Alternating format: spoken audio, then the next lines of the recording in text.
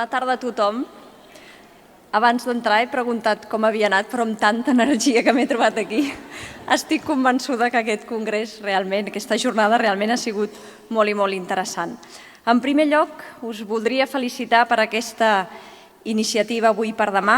Per tant, donar les gràcies també per haver-me convidat al director de FEDAC, el senyor Modest Jou, a la presidenta del patronat, la senyora Montserrat Font, i agrair també la presència d'altres membres del departament i del pare Puig.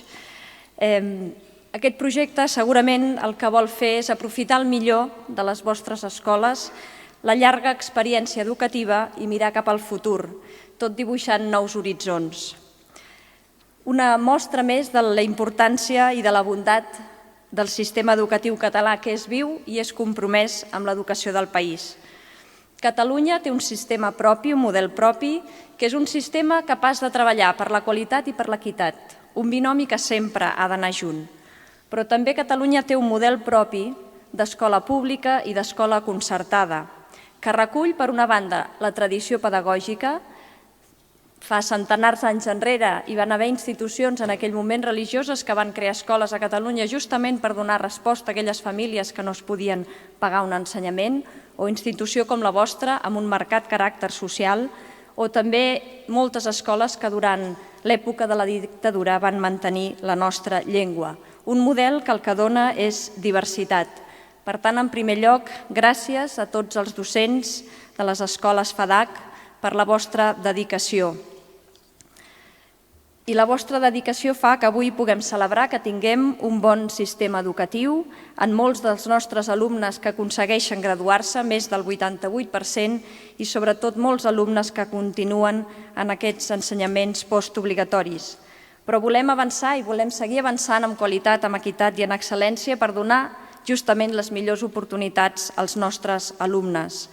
L'educació és l'eina més important que té un país pel progrés no només personal, sinó social, perquè és garantia d'igualtat d'oportunitats i Catalunya això n'és un exemple, en té un bon paradigma, per garantir que tothom pugui arribar al millor de si mateix. Un sistema que és capaç de donar bones oportunitats acadèmiques a tothom, vingui d'on vingui, sigui com sigui. I per això hem d'agrair en primer lloc la feina també que feu les escoles concertades, els titulars i els docents. A vegades sap una mica greu les injustes crítiques que rebeu l'escola concertada. Aquest s'ha d'explicar que és el nostre model de país. Un país que té diversitat de centres, que no té homogeneïtat de centres. Són molts centres i molts diversos.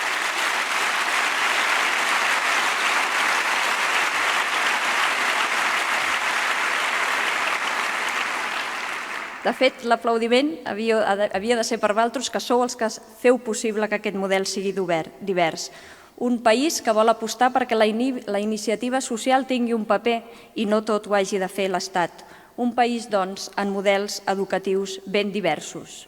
Però, malgrat això, també mirem els reptes del segle XXI que ens segueixen interpel·lant a tots, com a docents, com a equips directius, també com a responsables polítics.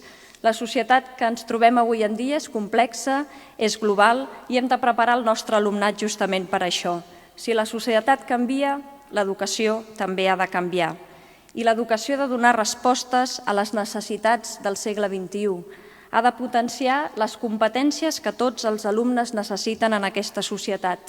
Ha de potenciar la creació d'entorns d'aprenentatge que potenciï o que faci que tots els alumnes arribin al màxim de les seves capacitats i dels seus coneixements i, sobretot, també que possibiliti un aprenentatge al llarg de la vida. Els nostres alumnes en aquest món mai hauran acabat d'estudiar. També volem una educació més humanista, on tingui com a centre el bé comú, perquè l'educació és patrimoni individual però també col·lectiu per construir un món millor. I us hem de dir que Catalunya, i avui també n'heu fet una mostra en aquesta jornada, està en aquest camí. Hem de seguir aprofitant tot allò de bo que tenim com a sistema educatiu, per exemple, un model d'immersió lingüística que fa que la llengua sigui l'eix vertebrador de la nostra societat, l'eix vertebrador de l'aprenentatge i element de cohesió social, però hem de seguir avançant perquè els nostres alumnes tinguin un aprenentatge competencial o dominin més de dues llengües, una tercera primera llengua estrangera i una segona llengua estrangera. Hem d'avançar amb les pràctiques docents, que és el que segurament avui també haureu parlat. Hem d'avançar en lideratge pedagògic i en innovació. I per tot això tenim la sort de tenir un marc normatiu que ho permet, com és la Llei d'Educació de Catalunya, però sobretot tenim la voluntat de tots els docents i de totes les escoles d'aquest país. N'heu parlat avui també d'innovació. Des del departament diem que la innovació ha de ser un instrument al servei de l'educació. Mai ha de ser el nostre objectiu. L'objectiu és que els nostres alumnes arribin al màxim de si mateixos. I si per això hem d'innovar, ho hem de fer ara mateix. Però la innovació ha de ser sistèmica, ha d'arribar a tothom i mai pot ser elitista.